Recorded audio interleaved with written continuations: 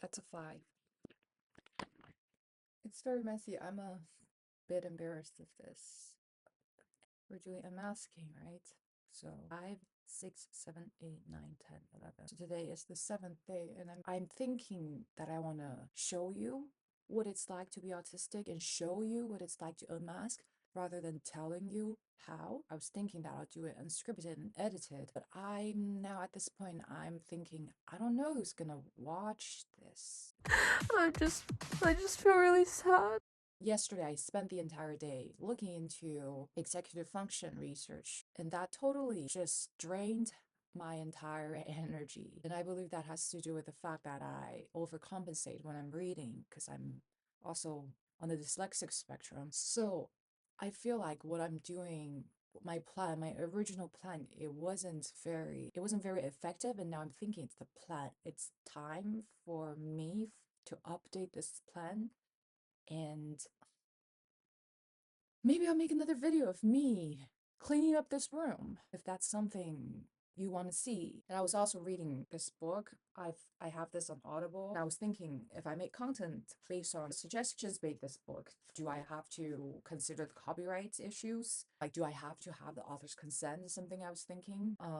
So yeah, my brain, as I talk very slowly and I take long pauses between words, thinking, do I have rhoticus aphasia? Did I have this problem when I was younger? I don't think so. I think it's because I feel like it's a high stakes situation or extra aware of the words that I'm choosing or actually negatively impacted my verbal fluency. So this is one thing that I'll be continuously working on. Something else that I also noticed in my video is how much that I smile. And I think my smile is a masking, like it's a coping mechanism. It's a mask when I'm not feeling entirely comfortable. It's like an uncomfortable smile. Try my best to gradually let go, get rid of this habit. I don't need to smile when I'm not feeling happy. If I were to film myself walking to work, talking about things, I may not always have things to talk about.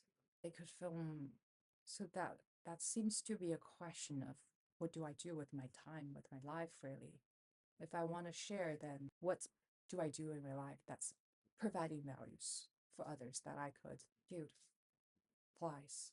I don't know who my audience will be yet. It could be autistic people, it could be neurotypicals.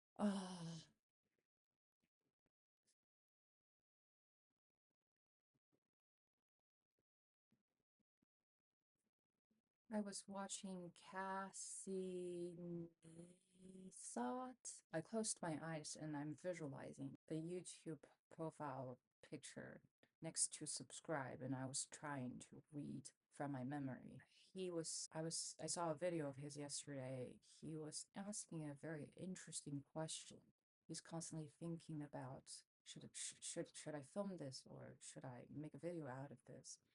And he's externalizing all of these ideas of his. And towards the end, he has to ask himself this question: what is left of me? Who am I after I've externalized all of these things? What is left of me? That's just who am I kind of question. And that's something that I'm also wondering. I certainly ponder and think just like everybody else. I can also feel confused just like everybody else. But am I everybody else? I am not. There is also an distinction there. So it's very interesting. I am not like everybody else, but I do feel, think very similar things as everybody else. And there is a sense of individuality that each one of us feel alive, enlightened in some ways. Some feel more so, others feel less, but we all feel that kind of enlightened moments in our lives.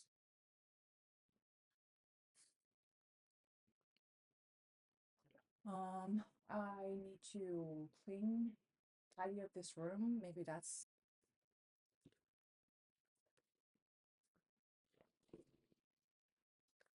I mean, why don't we clean up As I'm doing this, I'm slightly panicking. I thought I'm an interesting person, but the fact that at day 7, I'm doubting if I'm as creative and interesting as I thought I was, because I feel like I've got no ideas left to share. I would share this, but this is something to be made ashamed of. It's debt collector's letter. There's mess here, there's mess everywhere. What's the point of cleaning up if my room is always gonna get messy? Do you like it?